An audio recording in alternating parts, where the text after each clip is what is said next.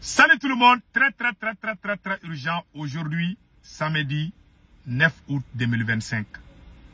On vient d'accuser Dr Choguel Kokala Maïga encore à travers des journaux.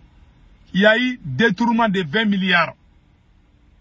Aujourd'hui encore, chaque jour, ils sortent avec un nouveau dossier.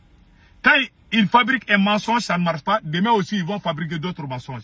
Ils disent que 20 milliards ont été détournés entre 2020 et 2024. Ils disent que tout ça, là, c'est Choguel. Ils disent 2020, de juin 2020 jusqu'en 2024. 2020, Choguel n'était même pas Premier ministre. Il n'était même pas dans l'AGFO. Il parle du détournement de 20 milliards. Voilà, c'est écrit ici. Voilà. 20 milliards d'irrégularités financières entre 2020 et 2024. Pourquoi le Premier ministre de 2020, on ne l'appelle pas? Puisque Choguel n'était pas Premier ministre. Voilà les mensonges. Je remercie le panafricain Banakali, depuis Afrique Média, qui a fait des éclaircissements par rapport à ça. Des acharnements politiques. Ils ont tout politisé. Pourquoi on n'appelle pas les autres? Pourquoi on ne fait pas l'audit sur le ministère des Finances? Pourquoi on ne fait pas l'audit sur les trésors? Pourquoi on ne fait pas l'audit sur l'Assemblée nationale, le CNT? Pourquoi on ne fait pas l'audit sur la présidence? Pourquoi c'est Choguel Kokala Maïga seulement qu'on parle dans tous les Mali? Au niveau des mines d'or, il y a eu des détournements de 3000 milliards. Pourquoi on ne parle pas de tout ça? Pourquoi on s'acharne contre un seul individu? Voici la réponse. Banakali a tout dit ici. Je vous laisse écouter Banakali. Voilà. Mais une fois qu'on a dit ça, c'est une chose. Oui, d'accord. Mais il faut qu'on s'assure qu'on n'est pas en train de politiser la lutte contre l'impunité. Écoutez bien. Écoutez bien.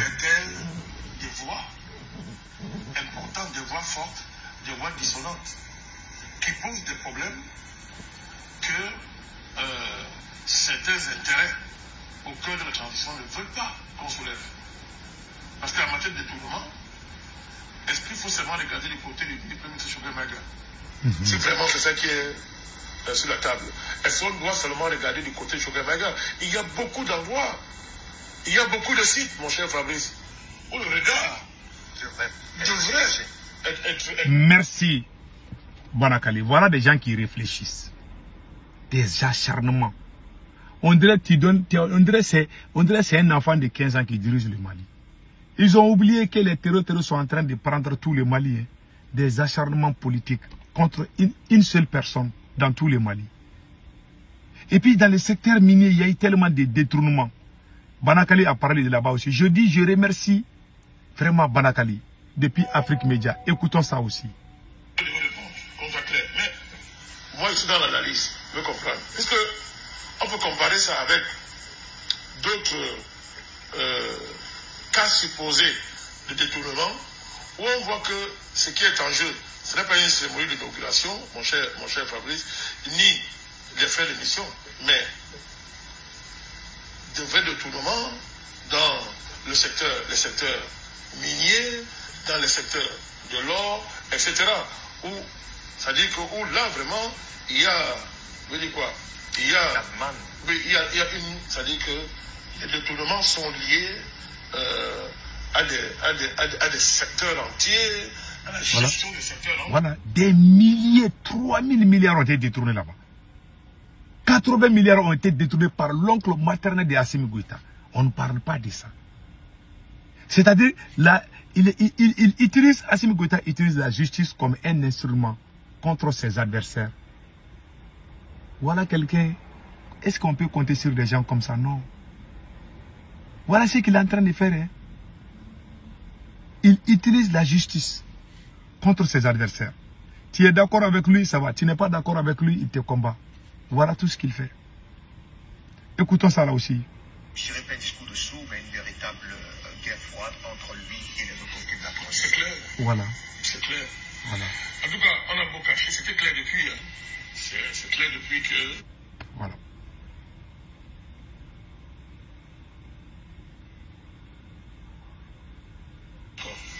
Mais une fois qu'on...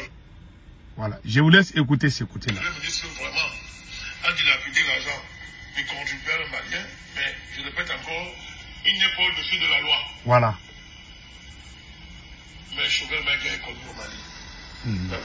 Cet homme est connu. Il a un parcours.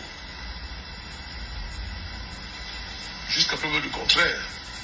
En attendant qu'on me démontre le contraire, son parcours ne milite pas en faveur d'une idée de l'homme qui soit quelqu'un qui puisse se livrer à de telles choses.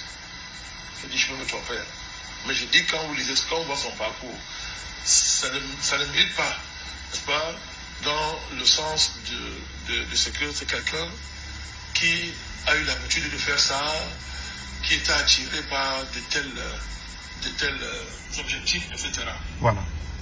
C'est pas ça l'histoire de Choguel Maïga. Voilà. C'est une autre histoire. Est-ce que ce qu'on lui reproche là est vrai, voilà, est fondé, voilà, ou bien on est dans une démarche visant à punir quelqu'un qui refuse de se taire? Si c'est cela, ce serait préjudiciable à la transition malienne. Voilà. Ça, c'est au que dit. Oui, ce serait bien dit. Si c'est cela, s'il établit que c'est une affaire politique, ça serait préjudiciable. Voilà. Ça serait de nature à porter atteinte. Voilà. À ce que j'appelle la nécessaire unité révolutionnaire qui a prévenu jusqu'ici et qui a fait la force du Mali et du projet de refondation de la transition porte jusqu'ici. Alors, pour le cas du dos. Voilà. Tout le monde a entendu ce qui s'est passé. Il a tout expliqué ici. Voilà. Maintenant, ici, il a expliqué quelque chose que je vais vous montrer. On soit clair. Il a attribué des faits d'émission de façon indue. Voilà. A priori, c'est pas de faire l'émission à quelqu'un de manière indue. Pour moi, c'est pas dans ma poche. A priori, on dit ça. Bon, voilà. Maintenant, dans la gestion. Voilà. Je vais vous montrer ça là tout de suite. Vous allez comprendre. Dessous, mais une véritable guerre froide entre lui et les autorités de la France. C'est clair. C'est clair. Voilà. En tout cas, on a beau cacher. C'était clair depuis. Hein. C'est clair depuis que.